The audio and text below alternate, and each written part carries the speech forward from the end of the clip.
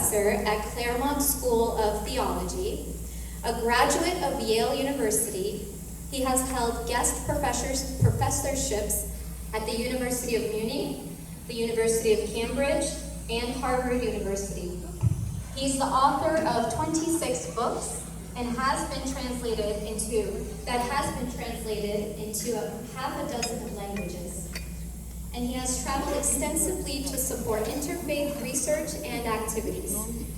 Dr. Clayton has participated in and written about the global interfaith movement over the last 25 years. And he regularly speaks about the richness of the world's religious traditions. His specialty areas include religion and science, religion and the global environmental movement. Dr. Clayton also studies the ways that religious commitments motivate disaster relief, education, work, long-term support of communities. For over a decade, he has participated in programs with the Pacifica Institute, with the global Hizmet movement inspired by Fethullah Gulen. Please welcome Dr. Clayton tonight. Yes.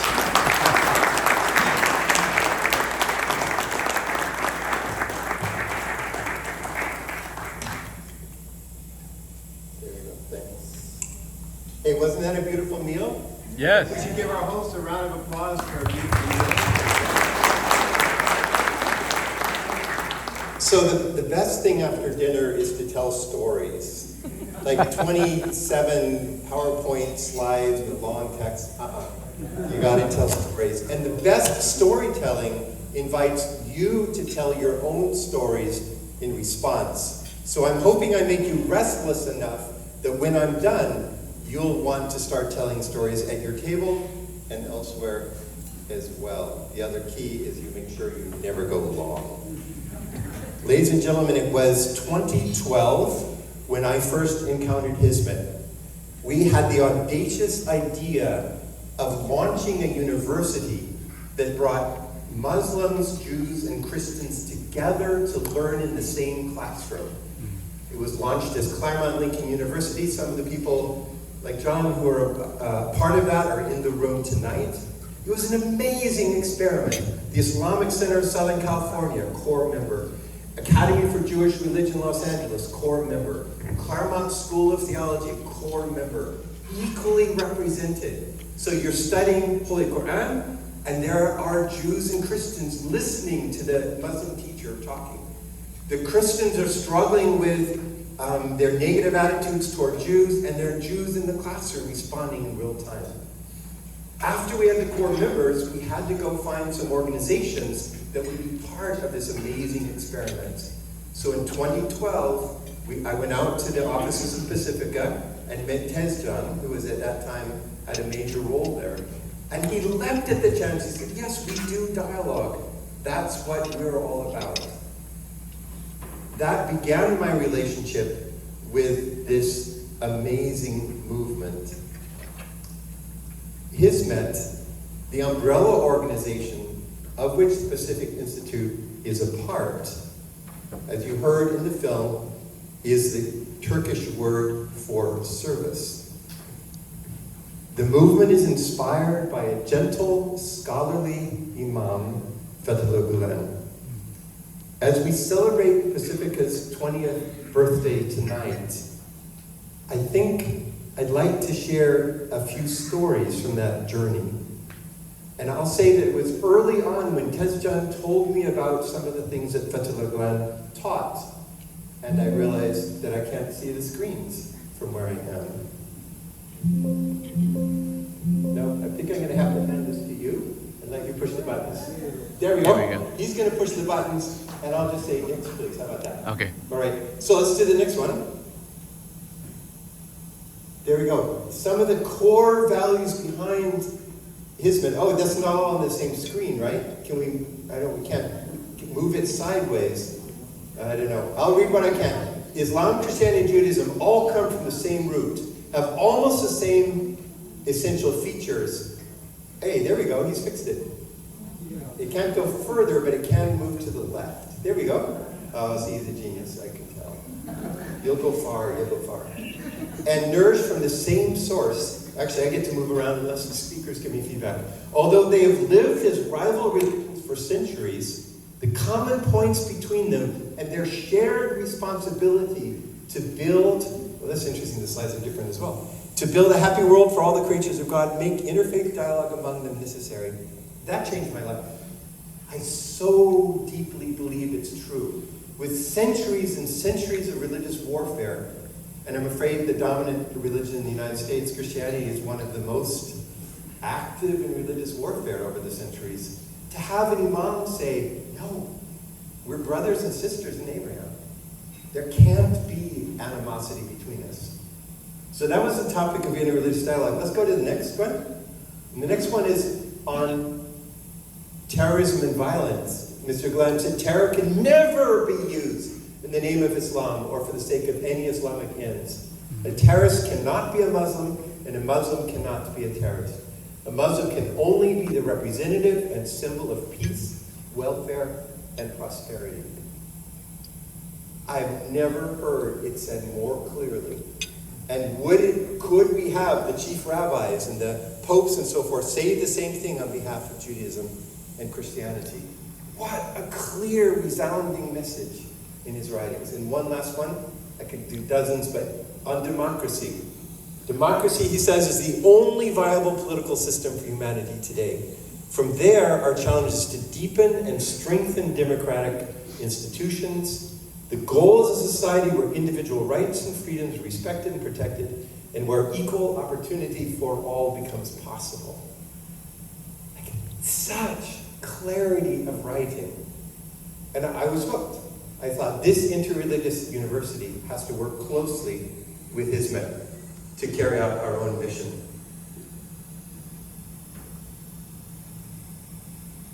The 12-year journey led me around the world. In a trip to, my first trip to Turkey, I was invited to the Journalists and Writers Foundation.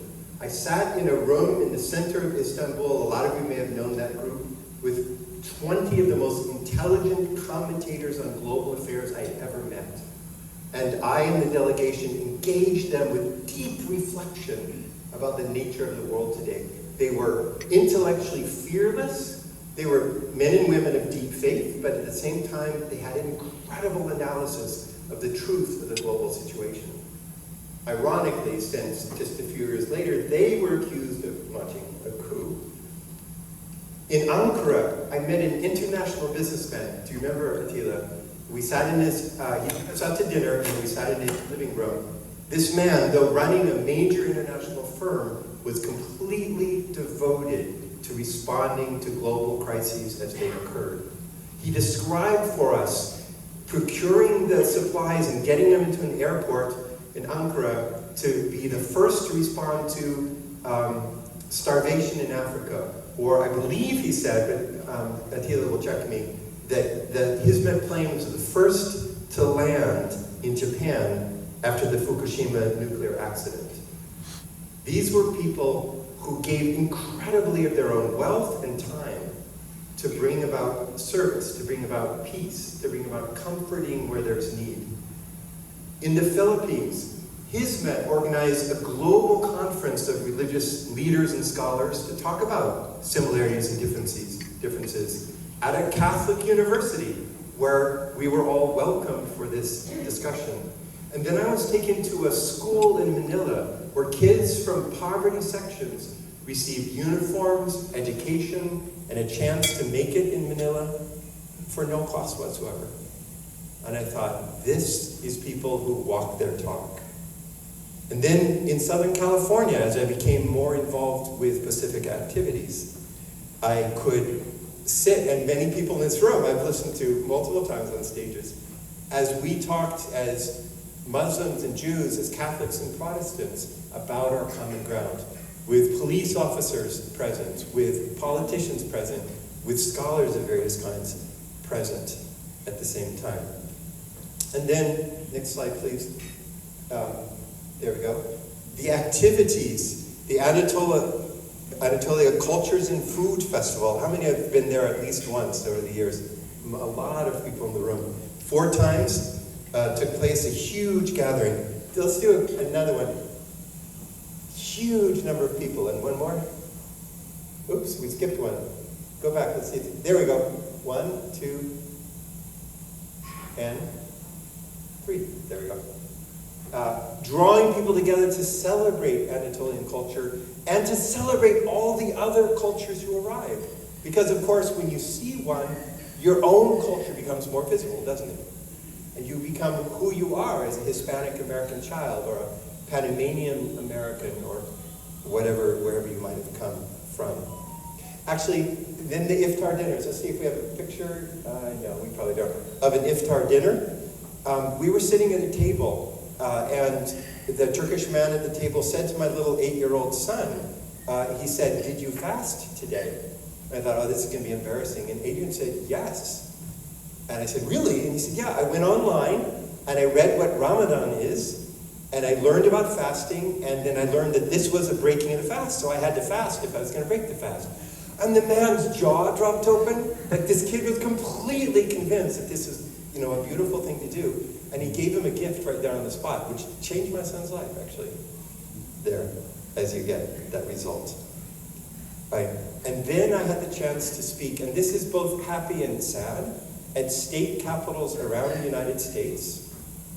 With Tezcan and Attila, we were in Hawaii, in Alaska, in Colorado, in Wyoming, in Missouri, speaking to groups of people, often the leaders of that particular state. What was beautiful is, let's start with the worst side first. What was strange is they walked in and there was trepidation. And there you saw Christians being afraid of being close to Muslims. And it took the evening, the jokes, the lectures, the table fellowship. And by the end of the evening, they were called friendship dinners, and you could see it happening. And you'd have the lieutenant governor or governor standing up and saying, "This was one of the life-changing experiences of my life." That's Pacifica. That's Ismet, to have that sort of effect. Okay, and then we come to the next slide. I can see it better here. Learning to dialogue. Okay, there we go. We have the iftar dinners. And the friendship dinners, that was New York. And okay, let's just pause and talk about the crisis, because I don't want to just say the easy parts of why we're here tonight. The International Service Organization, ISMET, was accused of attempting a coup in Turkey. And a peaceful imam whose words you've read was accused of being an international terrorist. Up to 50,000 people at one time were in prisons across Turkey. I watched the pain in Attila and Ibrahim and so many of my friends in the movement.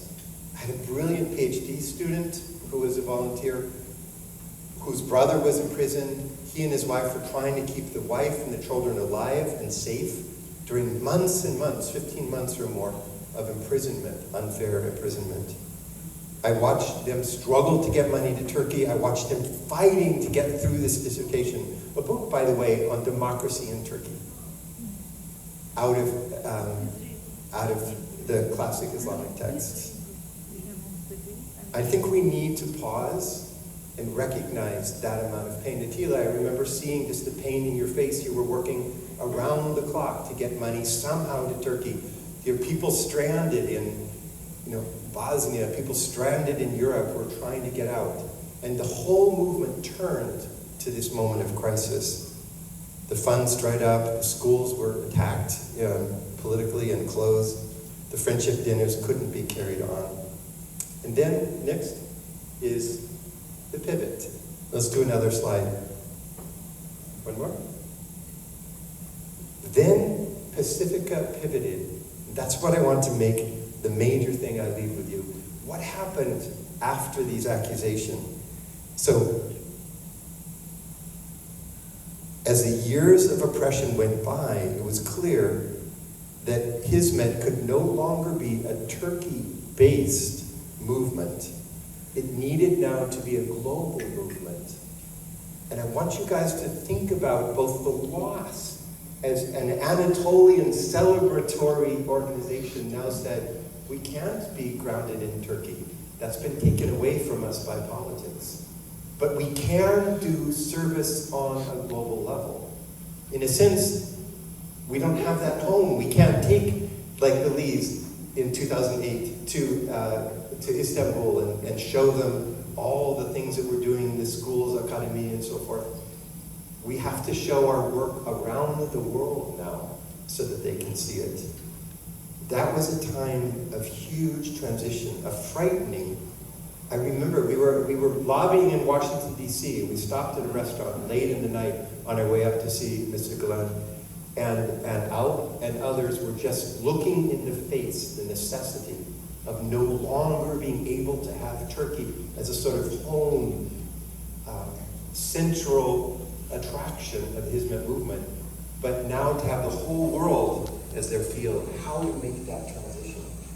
I didn't want that to go unnamed. And also, how do we de-center from Islam? We remain Muslims, but we don't have the same access. We need to be present in every country for what their needs are. The phrase was a civil society organization, a phrase you never heard in the history of Hizmet or in the teachings of Mr. Galan. Well, that's not true, actually, in previous years. So let's take a look at this new set of principles. I'm not going to walk through them, but next slide, there are 3. You've probably seen the core values. Maybe I should step down and read them in case you can't see them. Respect for humans, I'm going to get feedback, and fundamental rights, respect for the rule of law, peaceful and positive action, empowerment of women, next please. Ethical action, respect for diversity and pluralism, that was already there in the dialogues. Voluntary participation and altruism, consultation and shared wisdom, which is a beautiful one, and one more. Civic nature and independence, new. Civic engagement and contribution to society, protecting the environment, and a holistic view toward humanity and unity of the mind and the heart. Principles that were there implicitly in Hizmet before, but now came to the surface. This was a transition, and I actually want to include a few quotes, and then I'm going to have to close. So over time, this initial community turned into a social movement, and that's what I want to celebrate with you tonight. That a Turkish movement of Muslims seeking to do service in the world became a social movement, a global social movement, with Pacifica Institute here, but in communities and states and countries around the world. Same principles taking form in different cultures and locations. Shaped by concepts like respecting the dignity of every human, accepting everyone as they are, serving humanity, and finding long-term solutions to social problems through education. Concepts rooted in Islamic tradition and universal human values. And it's that wedding of those two in that final phrase that makes Hizmet an important global player today. Because to be honest, many religions have not got to that point. They continue to fight for their particular scripture or practices or cultural features, but to see that in clear writing as the goal behind the work of Pacifica is why I want to stand before you today and say this matters. This matters for Islam, but it also matters for the globe. With that, let me close. So now there are schools in the Philippines, Africa, Cambodia, around the world. International dialogue trips are resuming again. South Africa, Brazil, India several times already, and again in 2024, a trip to India. People coming to know the Hizmet schools and the dialogue institutions in these countries. A major international conference at Cal State University, Long Beach in 2023. Scholars from around the world talking about these challenges and how they can be met. The Bay Area Kids Festival, which had taken place in the Bay Area with 20 cultures featured, starting up again. You know the dialogue and education programs. And then the aid work, we should underscore. First responders to crises in stricken zones, offering things like cataract surgery or drilling new wells, new boreholes. So, in conclusion, next. There we go. Yeah. Almost get it. I want to close with these quotes. Oh, there we go. It's kind of, we're on a boat here, out in the Pacific. If we're striving to reach the same horizon, Mr. Gala says, we must at least respect the way others think. I would love to see more religious leaders saying this. Let us be respectful to humankind. And then finally, interfaith dialogue is a must today. I think everyone in this room would hold that. Would you raise your hand if you think interfaith dialogue is a must in the world today? That's probably unanimous if you're sitting at these tables. Were that another 500 people were sitting here tonight with the same hands. The first step to establish this dialogue is to forget the past, ignore the polemical arguments, and give precedence to common points which far outnumber the polemical ones. That's absolutely true. Next. Walking the talk. Next. There's so many examples. What I respect about Pacifica, it's not just the beautiful words that we looked at tonight, but they walk the talk. The actions in Southern California are consistent with the words of Mr. Gala and others. I think that's crucial. And in conclusion, never run late. I just want to end with these words of compassion, because if anything is lacking in the world today, whether in families, in religious communities, or on the freeways of Southern California, it's compassion. Just let these words from Mr. Gala ring in your ears.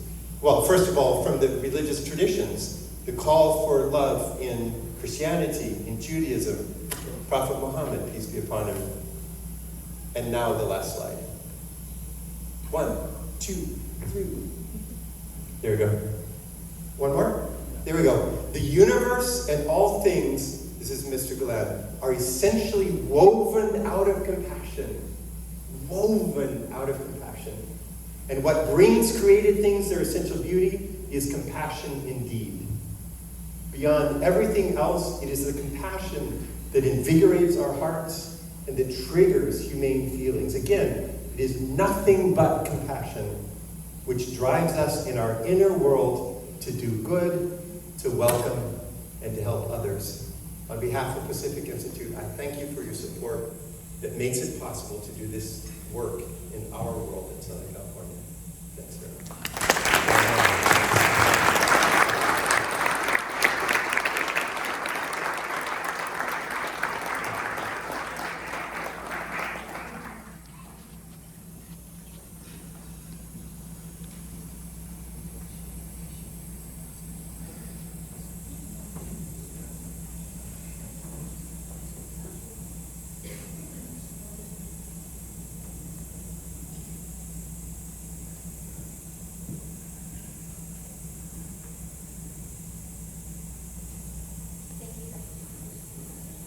Is it open? Yes, it is. Thank you, Dr. Clayton, for that wonderful presentation. Did you need your phone and computer at this point? Okay. Here's a gift to you. Yes. So at this point, we want to share a QR code for those who are interested in donating to the Pacifica Institute. So I'll give you a minute or two to take your time if you're interested in doing that before we move on.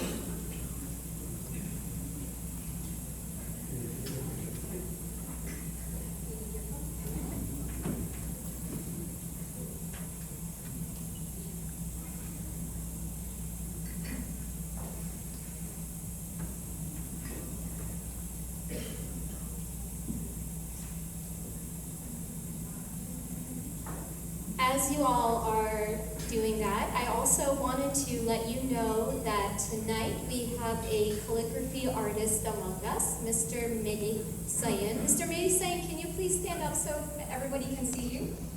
Thank you. So Mr. Mehdi Sayin will actually be able to provide your name in calligraphy. You can feel free to go up to him towards the corner of the room at the end of the night to get that done before you leave for tonight's program. I like it. All right.